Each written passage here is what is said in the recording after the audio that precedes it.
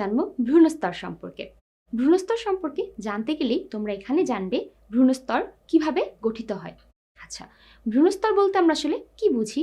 এই যে নামগুলো তোমরা পড়ো, এক্টোডার্ম, মেসোডার্ম, এন্ডোডার্ম, এই প্রত্যেকটি হচ্ছে এক একটি ভ্রূণস্তর। এই ভ্রূণস্তরগুলো কিভাবে তৈরি হচ্ছে? যেই জাইগোটটা আমাদের তৈরি হচ্ছিল ডিম্বাণু এবং শুক্রাণুর ফার্টিলাইজেশনের ফলে, সেই জাইগোটটা ক্লিভেজের মাধ্যমে আস্তে আস্তে এই লেয়ারগুলো তৈরি করে।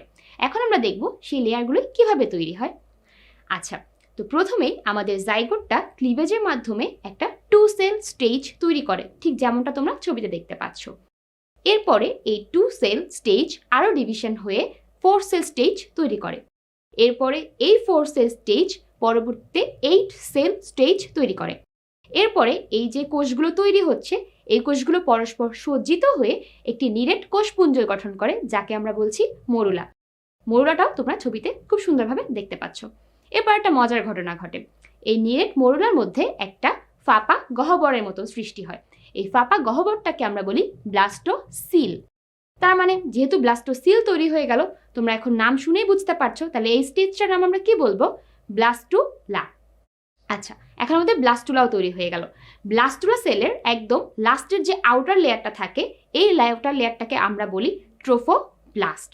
এই ট্রোফোপ্লাস্টটা একটুখানি সময় পরেই ভিতরের দিকে ইভাজিনেট করতে থাকে, ঠিক যেরকমটা ছবিতে দেখা যাচ্ছে। এই ইভাজিনেশনের ফলে যে গহ্বরটা তৈরি হয়, একে আমরা বলি আর্কেনটেরন, এবং যে পোরটা লাস্টে তৈরি হচ্ছে, এই পোরটাকে আমরা বলবো ব্লাস্টোপোর। এই ব্লাস্টোপোর থেকেই পরবর্তীতে মাউথ বা অ্যানাস ডেভেলপ হয়। আচ্ছা, এবার আমরা যাচ্ছি ইভাজিনেশনের পর ব্লাস্টুলা থেকে এবার আমাদের গ্যাস্ট্রুলেশন প্রসেসটা শুরু হচ্ছে। যখনই ইভাজিনেশন শুরু হচ্ছে, তখনই আমাদের গ্যাস্ট্রুলেশন প্রসেসটাও শুরু হয়ে যাচ্ছে। এবার গ্যাস্ট্রুলেশন প্রসেসটা শুরু হওয়ার পর আমাদের যেই দশাটা আসবে সেটা হচ্ছে গ্যাস্ট্রুলা।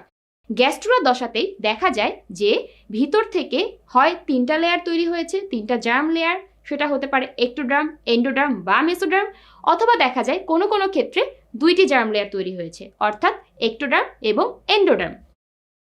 এখন আমরা জানবো এই ভ্রূণস্তরের উপর ভিত্তি করে প্রাণী দেহকে কয় ভাগে ভাগ করা যায়। প্রাণীদের ক্ষেত্রে ভ্রূণস্তরের ভিত্তিতে ভাগ করতে গেলে মেইনলি 2 ভাগে ভাগ তুমি করতে পারো। একটা হচ্ছে দ্বিস্তরী প্রাণী এবং আরেকটা হচ্ছে ত্রিস্তরী প্রাণী। নাম শুনেই বোঝা যাচ্ছে দ্বিস্তরী প্রাণীতে 2 ধরনের লেয়ার থাকবে, যেটা হচ্ছে একটা এক্টোডার্ম এবং এন্ডোডার্ম, এবং এদের মাঝখানে একটা মেসোগ্লিয়া মতন একটা অকোষীয় জেলির লেয়ার থাকে। এ ধরনের গঠন আমরা কোথায় দেখব? এ ধরনের গঠন আমরা দেখব নিরারিয়া পর্বের প্রাণীদের ক্ষেত্রে। এবার আমরা আসি ত্রিস্তরী প্রাণীর ক্ষেত্রে। ত্রিস্তরী প্রাণীর ক্ষেত্রে নাম শুনেই বোঝা যাচ্ছে 3টা জার্ম লেয়ার তৈরি হবে। 3টা জার্ম লেয়ার কি কি? এক্টোডার্ম, এন্ডোডার্ম অ্যান্ড মাঝখানে মেসোডার্ম। এই 3টা জার্ম লেয়ার যেসব প্রাণীদের ক্ষেত্রে আমরা পাবো, তাদেরকে আমরা বলবো ত্রিস্তরী প্রাণী। কাদের ক্ষেত্রে পাবো? একটু উন্নত ধরনের প্রাণীর ক্ষেত্রে।